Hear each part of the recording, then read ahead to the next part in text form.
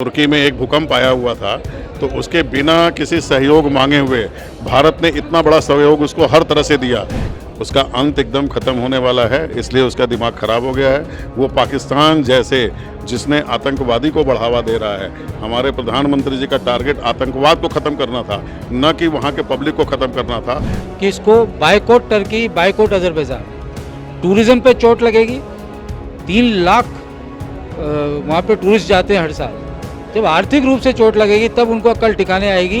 ऐसे जो कंट्रीज हैं उनका साथ दें, हम पूरा भारतवर्ष हर वर्ग उसका बहिष्कार करते हैं, उसका बॉयकॉट करते हैं। तुर्की और अजरबैजान को पाकिस्तान का समर्थन करना अब महंगा पड़ सकता है, क्योंकि भारत के जो व्यापारी संगठन है वो अब कहीं ना कहीं तुर्की के सामानों का बायकॉट भी करते हुए नजर आ रहे हैं और ये मांग कर रहे हैं कि अब भारत जो है वो तुर्की के साथ जो है आयात निर्यात के किसी भी प्रकार के संबंध नहीं रखना चाहेगा। क्योंकि जिस तरीके से जब भारत और पाकिस्तान के बीच जो युद्ध हुआ उसके अंदर तुर्की ने और अजरबैजान ने जो है वो पाकिस्तान का समर्थन किया था और यही कारण है कि अब जो कैट जो व्यापारी संगठन है वो इसका विरोध करते हुए भी नजर आ रहा है। हमारे साथ कुछ यहाँ पर व्यापारी भी हैं, हम इनसे भी बातचीत कर लेना चाहेंगे। सर, सबसे पहले क्या नाम है? मेरा नाम अशोक कुमार वर्मा है और मैं बिहार पटना से हूँ और मैं कैट का confederation of all India traders का स्टेट प्रेसिडेंट हूँ। जी सर, जिस तरीके से जो भारत पाकिस्तान के बीच जो युद्ध हुआ उसमें देखा गया कि पाकिस्तान का समर्थन तुर्की ने किया, अजरबैजान ने किया और यही कारण है कि आप लोग आज जो प्रोग्राम कर रहे हैं उसके अंदर ये मांग कर रहे हैं कि अब हम इस बायकॉट करते हैं पूरी तरीके से। क्या नहीं, पहले तो ये समझना चाहिए कि जब तुर्की में एक भूकंप आया हुआ था तो उसके बिना किसी सहयोग मांगे हुए भारत ने इतना बड़ा सहयोग उसको हर तरह से दिया, चाहे वो मेडिसिन से हो या आर्थिक हो या किसी भी चीज़ से हो। आज जब भारत के साथ पाकिस्तान ने युद्ध किया और वो पाकिस्तान के साथ चला गया, इससे बड़ा कमीनापना और कोई नहीं हो सकता है, चाहे वो तुर्की हो चाहे अजरबैजान हो। लेकिन आपको क्या कारण लगता है, क्योंकि जिस तरीके से भारत ने एक तरीके से पाकिस्तान को मुंह की खानी पड़ी पाकिस्तान को, लेकिन उसके बावजूद तुर्की खुलकर कह रहा है कि वो हम मेरा भाई है, मैं पूरी तरह से समर्थन करूंगा। क्या देखिए, तुर्की बहुत एक छोटा प्रदेश है और वो अगर भारत के खिलाफ जा रहा है तो शायद उसको ये पता नहीं चल रहा कि उसका आर्थिक नुकसान कितना बड़ा हो रहा है।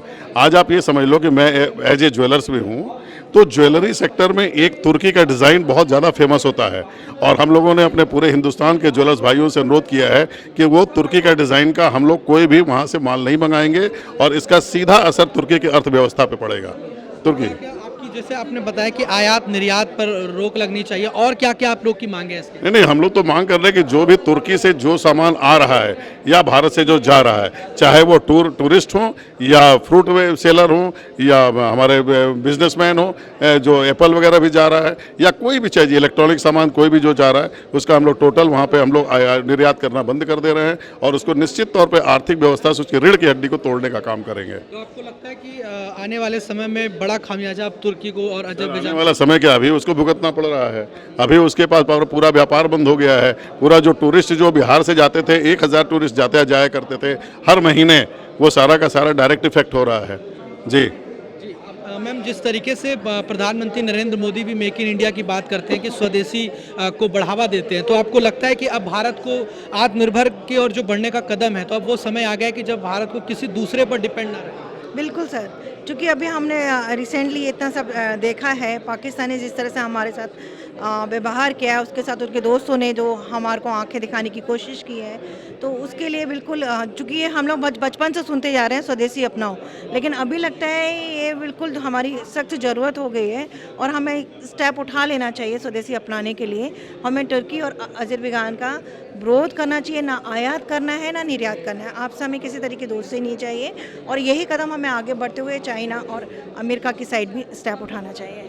लेकिन जिस तरीके से लगातार तुर्की की तरफ से जो बयान आ रहा है वो ये कह रहा है कि चाहे हमें जितना भी आर्थिक नुकसान हो, लेकिन फिर भी हम पाकिस्तान का समर्थन करेंगे और हर तरीके से सहयोग में खड़े होंगे। तो आपको जैसे कहा भी जाता है कि दुश्मन का दोस्त भी दुश्मन ही होता है, तो ऐसे में जो भारत सरकार को भी एक कड़ा रुख अपनाने की ज़रूरत है, आपको लगता है?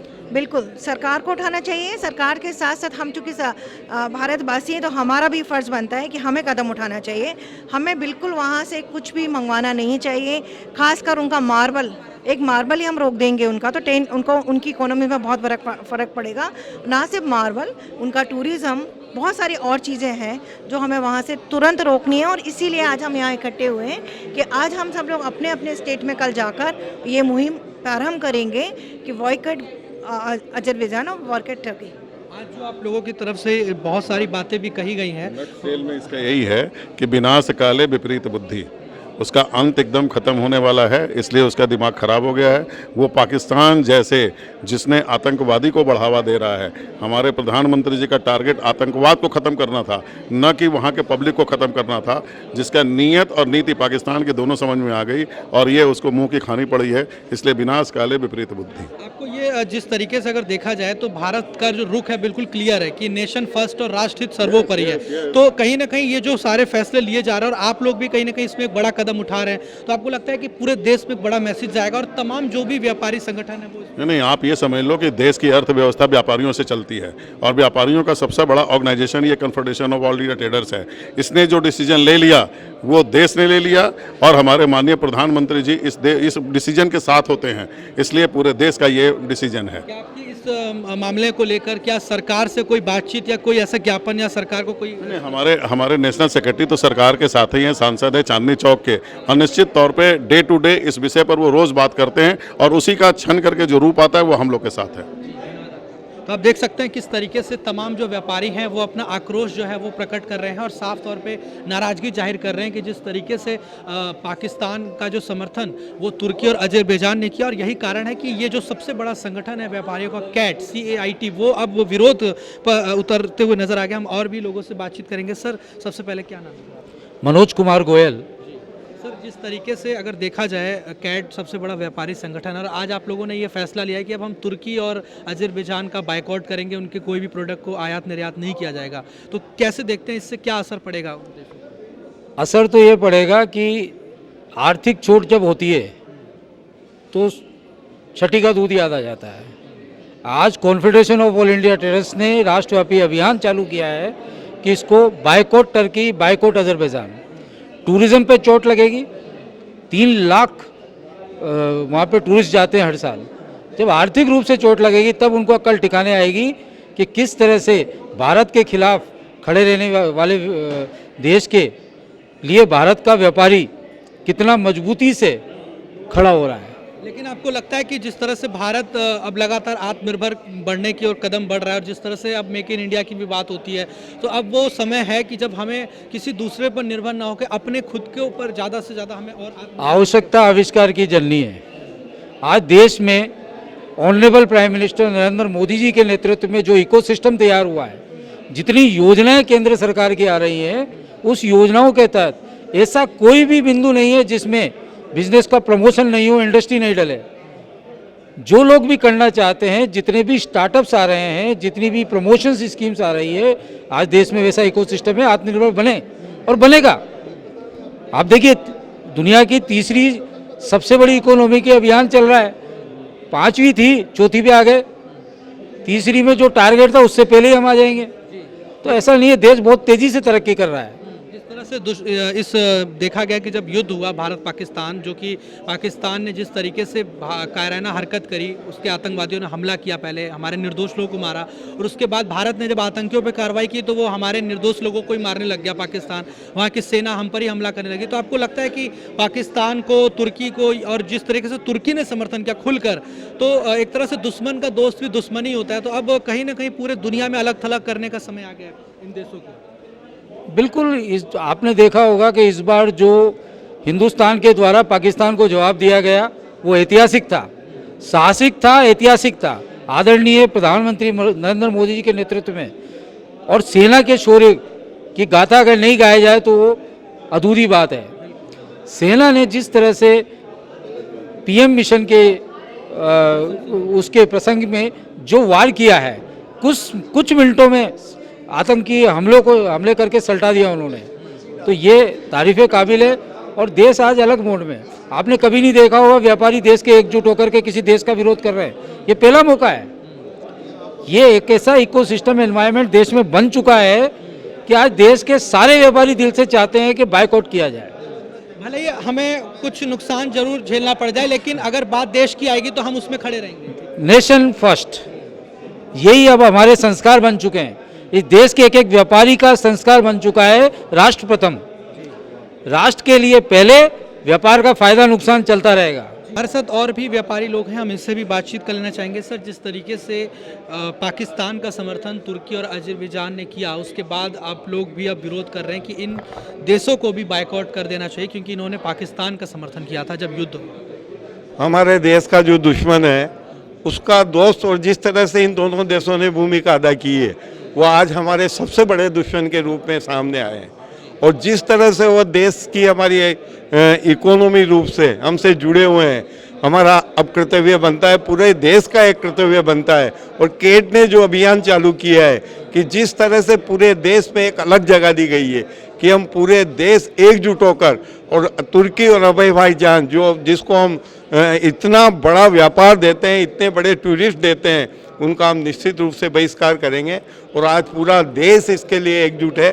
जिस तरह से पूरे देश में कोने कोने में और खासकर हमारे राजस्थान में भी जिस तरह के निर्णय हुए हैं, मैं होटल फेडरेशन ऑफ राजस्थान का पदाधिकारी हूँ, पूरे राजस्थान में जिस तरह से इस तरह का निर्णय हुआ है कि कोई भी टूर ऑपरेटर जो इस दोनों देशों की किसी भी प्रकार की टूर की प्लानिंग नहीं बनेंगे, सबको हमारी पब्लिक को समझा रहे हैं कि आपको किसी भी तरह से इन देशों का बहिष्कार करना है।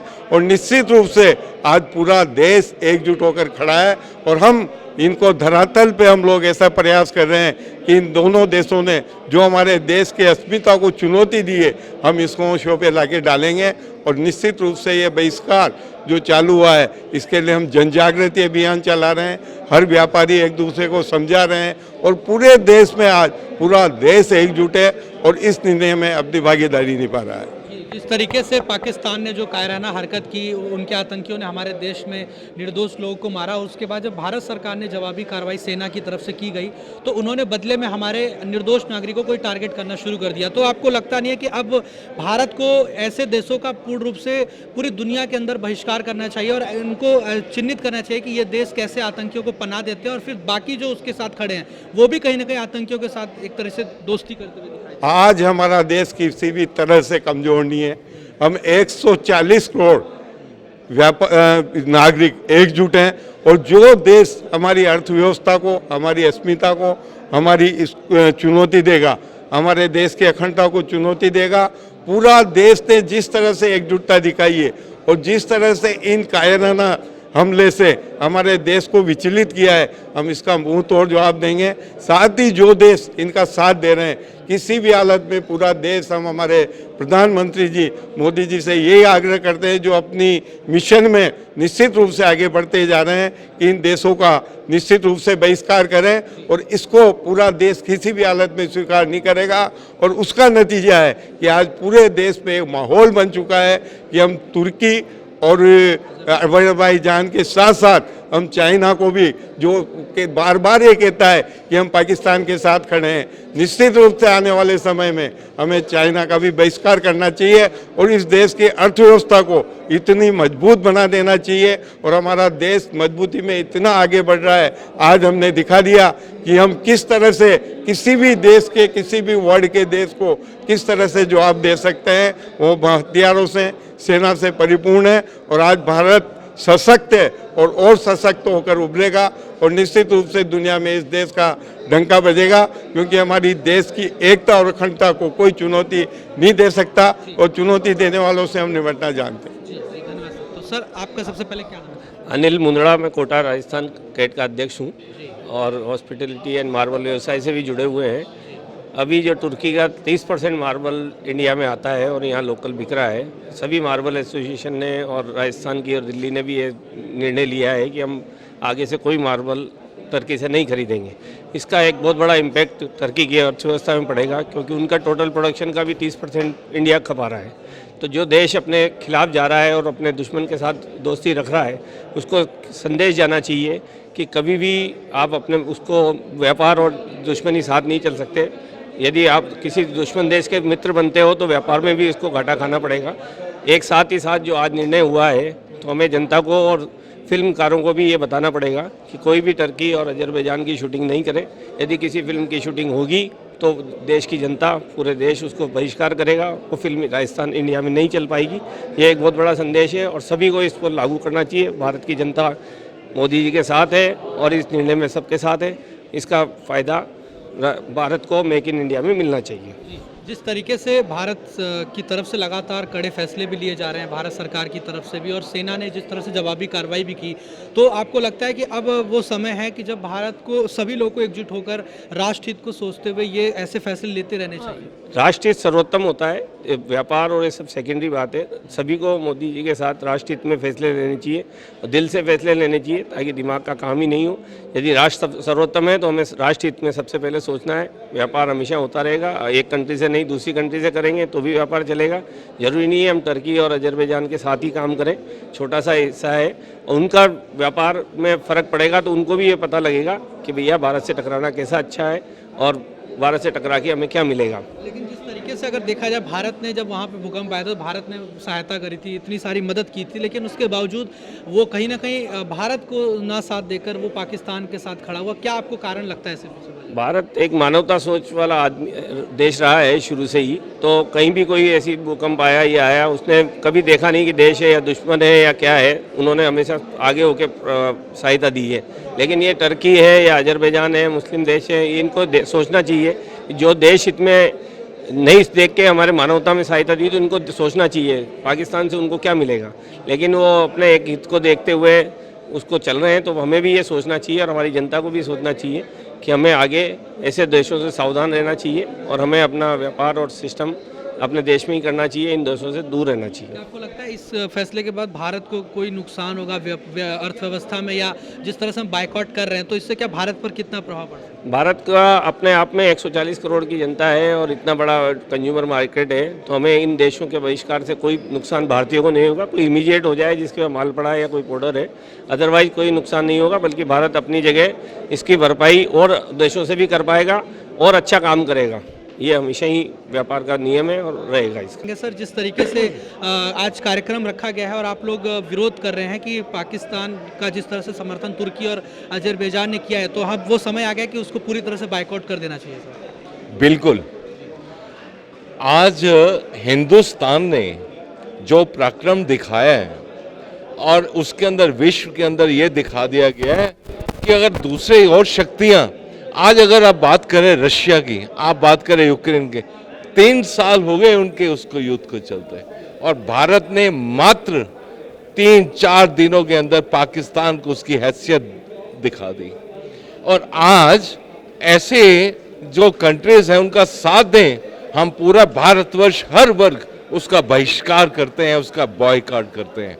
अब हम उसे ये भी दिखा देंगे कि जो वो जिस तरीके से वो उन्होंने इसका साथ दिया, भारतवर्ष की पूरी अर्थव्यवस्था उसको किस तरीके से सबसे नीचे के पायदान पे लाके खड़ा कर देगी, वो हमारे पूरे भारतवर्ष के हमारे हर व्यापारी वो करके दिखा देंगे। लेकिन जिस तरह से तुर्की के तरफ से भी जो बयान आया, उसमें ये कहा गया कि हम भले ही हमें आर्थिक नुकसान क्यों ना भुगतना पड़े, लेकिन फिर भी हम अपने वो हमारा भाई है पाकिस्तान, हम उसके साथ खड़े रहेंगे और हम हर तरह से कीमत चुकाने के लिए तैयार हैं। उन्होंने तो अभी एकदम उस बात के ऊपर ये रिएक्ट किया है ना, लेकिन जब इस वक्त जब उनको ये सब चीज़ों का सामना करना पड़ेगा ना, तब उससे पूछा जाएगा कि हाँ भाई अब तू कहाँ खड़ा है। तो अभी बोल तो दिया ना, अब देख तो सही तुम्हारा हाल क्या होता है। अरे 2 दिन के अंदर ही हमारा, आप देखो ना, हमने उसको कहाँ पे लाके खड़ा कर दिया। तो अभी देखते जाओ, ये खाली ये हमारे एग्जाम्पल बनेंगे विश्व में कि जो ऐसे आतंकवादियों को जो शरण देता है, ऐसी कंट्री का साथ देगा, उनका हाल क्या होगा। थोड़ा सा अगर दर्शकों को समझाने के लिए आप बता सकें कि तुर्की या अजरबैजान के साथ भारत के कौन से ऐसे वो व्यापारिक जो रिलेशन हैं, अगर आयात निर्यात की बात करें तो ऐसे कौन कौन से वो प्रमुख प्रोडक्ट हैं जो कि ज़्यादा होते हैं? देखिए, टेक्सटाइल है, ऑयल है, और कई मोटर पार्ट्स के कई वो पार्ट्स हैं। तो कुल मिला के तकरीबन 8-10 विशेष हैं जिनका जो है वहाँ पर हम एक्सपोर्ट करते हैं, और बदले में वहाँ से कुछ अलग किस्म का एक ऑयल हो गया, उनका ड्राई फ्रूट्स हो गया, इस तरीके की चीज़ें आती हैं। लेकिन जो असेंशियल कमोडिटी है वो मेन हम एक्सपोर्ट करते हैं। तो कुल मिला के हमारे लिए कोई दिक्कत नहीं है। अगर आप इसका विश्लेषण देखेंगे ना, आप 2 दिन के अंदर देखेंगे कि भारत ने क्या क्या निर्णय लेके हम लोगों ने जो आपस में लिए हैं, वो उसको इस कदर बिल्कुल उसकी उस हालत तक पहुंचा देंगे जिसको देख के और कोई देश इस तरीके की हरकत ना कर सके। आप क्या कहेंगे जिस तरीके से प्रधानमंत्री नरेंद्र मोदी भी कहते हैं राष्ट्र हित सर्वोपरि, और जब बात देश की आएगी तो भले ही हमें व्यक्तिगत तौर पे कुछ समझौते करने भी पड़े तो वो भी हम करने को तैयार हैं, लेकिन हमारा राष्ट्र जो है वो सुरक्षित रहना चाहिए। नहीं, पहले तो राष्ट्र है जी, हम भी राष्ट्र के दीवाने हैं, तो इसलिए राष्ट्र की जो हमारे मोदी सर क्या जो भी हमारा देश भारत के प्रति हमारे सहयोग देगा हम उसके साथ हैं, चाहे देश कोई भी हो जो भारत के प्रति अपनी वो करेगा हम उसके साथ रहेंगे, जो भारत के खिलाफ जाएगा हम उसके खिलाफ हैं। लेकिन जिस तरीके से चाइना की बात करें, चाइना को लेकर भी मांग होती रहती है कि वो भी लगातार पाकिस्तान का समर्थन करता है और उसको भी बाइकआउट करना चाहिए, तो आपको लगता है कि भारत को अब पूर्ण रूप से आत्मनिर्भर इतना मजबूत हो जाना चाहिए कि अब बाकी किसी भी देश पर निर्भर ना हो? नहीं, भारत तो अपने आप में आत्मनिर्भर है ही है। डे बाई डे आप देखिए, आज से 15-20 साल पहले और आज की पोजीशन हिंदुस्तान की बहुत बेटर है। भारत इस मामले में आने वाला टाइम और भारत की अर्थव्यवस्था मजबूत हो रही है, जिस हिसाब से विजन चल रहा है इंडिया का बहुत बेटर है। देख सकते हैं यहाँ पे तमाम जो व्यापारी हैं जिनसे हमने बातचीत करी जो कि कैट से जुड़े हुए हैं, और साफ तौर पे इन्होंने संदेश दिया कि जो कार्रवाई जिस तरीके से देखा गया भारत पाकिस्तान के बीच जो युद्ध हुआ उसमें कैसे भारत ने जो कड़े फैसले लिए और आतंकी हमला जो पाकिस्तान की तरफ से जो आतंकवादी भारत में पहले प्रवेश किया और उसके बाद किस तरीके से पाकिस्तानी सेना की तरफ से जो कार्रवाई की गई है, उसके बाद ये नाराज़गी साफ तौर पर व्यापारी वर्ग में देखने को मिल रहा है। और निश्चित तौर पर जिन देशों ने पाकिस्तान का समर्थन किया उन देशों को बायकॉट भी किया जा रहा है ताकि उनको भी यह सबक मिल सके कि दुश्मन देश का साथ देने का क्या परिणाम होता है, और जो भी देश आतंकी देश के साथ खड़ा होगा उसको क्या खामियाजा उठाना पड़ेगा। ये व्यापारी संगठन ने आज ये साबित भी कर दिया है और ये बड़ी घोषणा जो है वो आज कहीं ना कहीं कर दी है कि पूर्ण रूप से आयात निर्यात और आवागमन जो है यात्रा उस पर भी प्रतिबंध लगना चाहिए ताकि तुर्की और अजरबैजान को ये एहसास हो सके कि उसने कितनी बड़ी गलती कर दी है भारत के साथ दुश्मनी करके और पाकिस्तान के साथ दोस्ती करके। वीडियो जर्नलिस्ट कार्तिक के साथ मैं हिमांशु दुबे, डेली 24 भारत, दिल्ली।